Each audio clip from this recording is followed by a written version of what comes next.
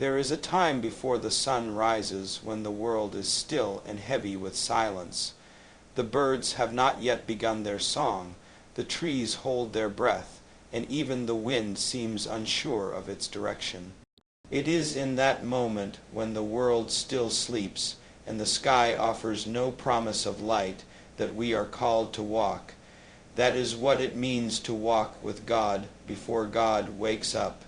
It is not a call to comfort or clarity. It is a call to trust in the absence of answers, to move forward even when the path is covered in shadow. We are often told to look for signs of favor, signs of peace, signs that things are changing. But what do we do when there are no signs, when the walls close in, when your chest tightens with anxiety, when the weight of grief makes even the simplest breath feel like a mountain? What then? Do we wait for the light before we take a step, or do we step into the darkness with faith that light will follow? You see, darkness is not the enemy. It is the truth before truth reveals itself. It is the first chapter of every story that ends in triumph. The prison cell, the hospital bed, the night filled with loneliness and questions, these are the sacred spaces where courage is born, where character is forged. They are not the end. They are the beginning of something the world cannot yet see. Many people think walking with God means walking in joy and certainty, but I tell you today, walking with God is most powerful when it happens in silence, when your prayers feel unanswered, when your heart feels abandoned. When you are walking not because you feel God near, but because you have decided that even in the silence, even in the pain, you will not stop. That is faith, that is power. There was a time when I too felt buried in the night. When every part of me wanted to give in to fear, to anger, to the bitterness that creeps in when you believe justice will never come. I understand what it means to stand in a place where hope seems foolish. I understand what it means to feel forgotten by heaven. But in that silence, I discovered something deeper than feeling. I discovered conviction. Conviction that life is not measured by how smooth the path is, but by how faithfully we walk it even when there is no torch to light the way. We must learn to honor the night. We must learn to hold the silence and say, "Still I rise, still I walk," because every great turning point in history, every movement of justice, every life that has made a difference began in darkness.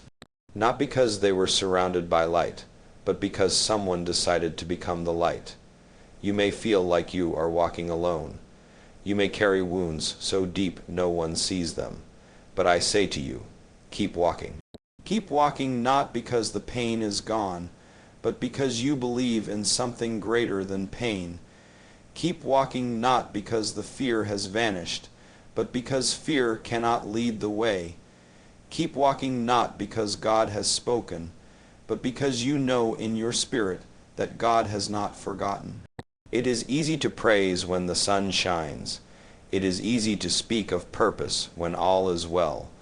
But the soul is revealed in how we walk when there is no music, no crowd, no reward. That is the moment that defines us when the world is sleeping, and yet we rise. My friends, I am not asking you to be fearless. I am not asking you to pretend that sorrow does not sting or that anger does not burn. I am asking you to trust the silence, to believe that even in the absence of answers, you are not abandoned. That the road you walk in darkness is not leading you nowhere, but drawing you closer to a dawn only the faithful can see. Let it be said of us that we walked with God before the God we hoped for revealed himself. That we moved not because we had everything we needed, but because we believed in something we could not yet touch.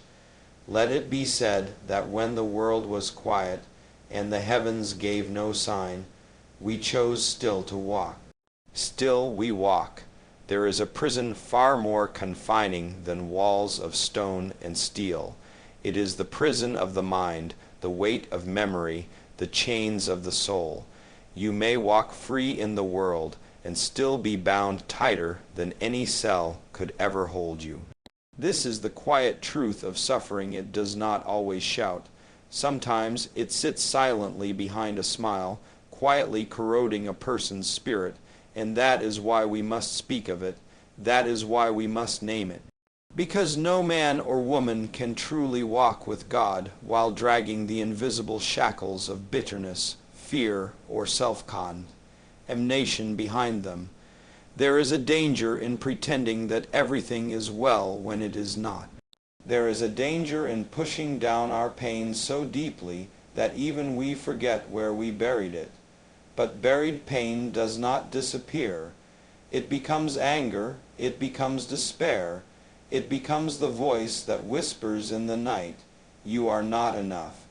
That voice is the true enemy, not the hardship you face, not the injustice of life, but the voice that convinces you that you are unworthy of peace.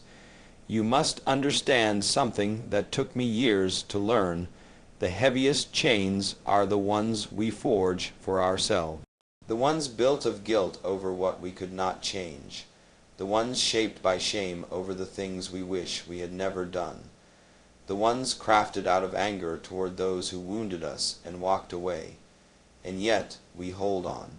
We hold on because we believe letting go means forgetting the pain, forgetting the betrayal, forgetting the struggle. But letting go does not mean forgetting. Letting go means choosing freedom over fury. It means choosing healing over history. We cannot always change the world outside us, but we can change the world within, and that is the most powerful change of all. I have known many who wore fine suits, who sat at grand tables, and yet were prisoners in their own minds, tormented by thoughts they never spoke, hunted by memories they never faced. And I have known others people, stripped of everything, who walked in peace, because they had freed themselves within. You must decide which of those people you want to be. When we speak of walking with God, we must understand that such a walk demands honesty. Not just with the world, but with ourselves. We cannot carry every wound and expect to run. We cannot fill our hearts with resentment and expect to love. We must face the things we are afraid to say out loud. We must confront the fear that we are not strong enough, not good enough, not whole enough. And we must say, "I may be broken, but I am not finished." There is great courage in choosing not to be ruled by pain. There is great strength in saying, "Yes, I was hurt. Yes, I have failed. Yes, I carry grief." And yet still standing, still breathing, still reaching. The world may never apologize for what it took from you. But you do not need an apology to begin again. You only need the will to no longer let your past define your future. You see, God walks with those who are honest in their weakness, not those who pretend to have none. And so, if you feel tired, admit it. If you feel angry, acknowledge it. If you are afraid, speak it. But do not stop there. Do not build a home in your pain. Let it be a passing place, a moment you walk through, not a place you stay. There will be days when the weight returns, when your mind tries to convince you that you are still the same prisoner you once were. But you must remember who you are becoming. You must remember that each day you rise, you defy every lie ever told about you. Each day you walk forward, even limping, even weeping, you are writing a new story, one of freedom, one of faith, one of healing. And so I say to you, do not wait for someone else to unlock your cage. You hold the key is forgiveness, the key is courage, the key is truth. Use it. Step into the light not because the world has changed, but because you have. Let no one say you were never broken. Let them say you were broken and chose to live free. Faith is not the absence of doubt. It is not a feeling that washes over us like a warm breeze, wrapping us in comfort and certainty. Faith is a decision. It is an act of will. It is a choice made again and again, especially on the days when nothing makes sense, when your spirit is heavy, when your heart feels like it is pulling you down instead of lifting you up. Faith is not something you wait for, it is something you do. And like anything worth having, it takes discipline. There are those who believe faith should feel good, that it should lift your spirits, bring peace, light up the road ahead. But what happens when it doesn't? What happens when your prayers echo back at you, unanswered, when the sky gives you no sign and your soul feels hollow? That is when true faith begins, not in the light but in the dark, not in joy but in resolve. We must stop waiting to feel strong before we act strong. We must stop waiting to feel hope before we choose to live in it. Feelings are fleeting, they come and go like the wind. But discipline is the root of faith. Discipline is what gets you out of bed when you would rather stay buried beneath your sorrow. Discipline is what moves your feet when the weight of your past tries to hold you still. Discipline is what makes you speak life into others even when you yourself feel like you are running on empty. We live in a world that worships the visible results, rewards, outcomes. But faith is not about what is seen. It is about what is done when no one is looking, when there is no applause. No clear reason to go on, except that still, small voice inside you that says, keep going. That voice is the voice of discipline, and it is far more powerful than inspiration because it endures. There were days in my life when I did not feel God near, days when the burdens were too great, when I questioned everything, purpose, justice, even my place in the world. But I made a decision. I decided that my steps would not be ruled by my emotions, that I would not make my choices based on how I felt in a moment, that I would walk forward not because I was full of strength, but because I could not afford to stop. You must train your spirit like a muscle. You must show up for your own soul even when the world offers no comfort. And when you fail because you do not stay down, you rise. You try again. That is the rhythm of discipline. That is the shape of real faith.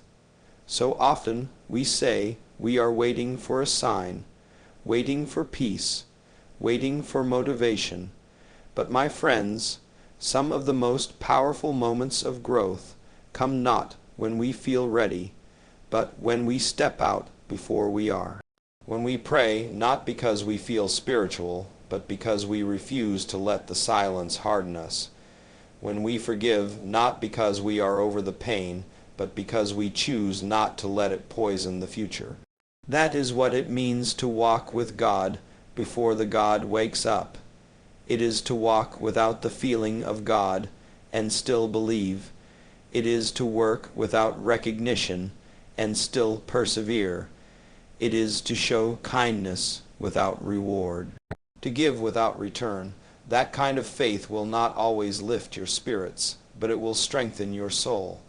And in time, that strength will carry you farther than feelings ever could. Faith is not a comfort. It is a calling. It is not always a sanctuary. Sometimes it is a struggle. But in that struggle, you will discover who you really are, not just what you believe, but what you are willing to become when no one is watching. And when the day comes, and it will, when the light returns and peace begins to bloom again in your heart, you will not be surprised, because you will know that it was your discipline, not your feelings, that kept you moving through the night. And so I say to you, do not wait for faith to feel good. Live it, work it, walk it, even when the way is dry, even when the path is steep, because it is in that walk, in that choice, that your soul is made unbreakable. There comes a moment in every life when we ask, why am I still here? When the weight of sorrow, failure, or disappointment presses so heavily against the chest that even the act of breathing feels like resistance. And yet, in that question lies the seed of something extraordinary, the beginning of purpose. You see, the human spirit was never designed merely to survive. It was made to strive, to stretch, to reach for meaning even when everything around us seems meaningless. Healing does not begin with forgetting the pain. Healing begins when we understand that the pain must answer to purpose. Negative feelings, no matter how deep, do not define us, but they do demand something of us. They demand direction. If left unchecked, sadness becomes a swamp, anger becomes fire without shape, fear becomes a prison.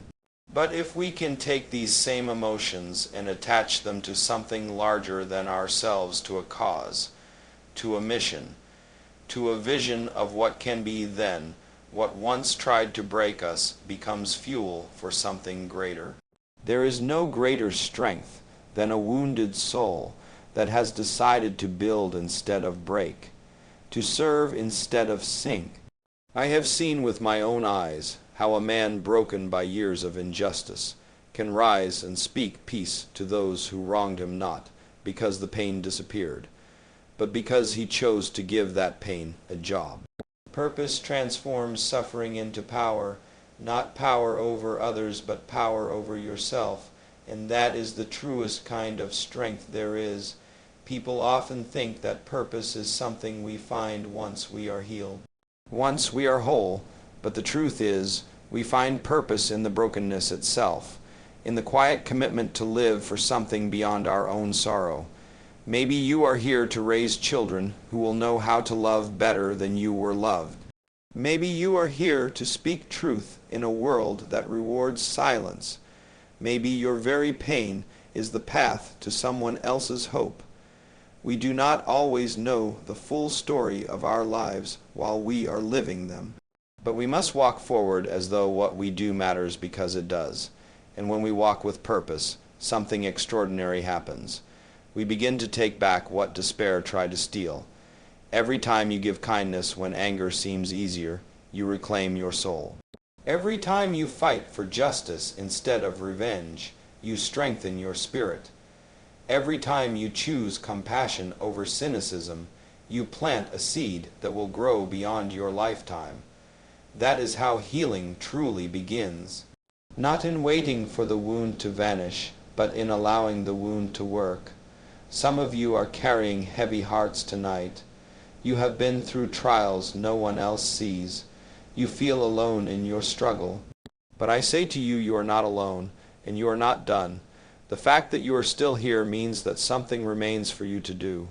Something only you can give, only you can teach, only you can build. The world may not see it now, but you must walk as though it is already true. Do not be deceived by the silence of the heavens or the cruelty of life. Purpose is not always loud. It does not always come in visions or grand missions. Sometimes it is as simple and as sacred as showing up, as waking each day and deciding, today I will not surrender. That is purpose, that is power, that is healing. And when you walk with God before the God wakes up, you learn something sacred, that even in your most uncertain hour, your life can still echo into eternity.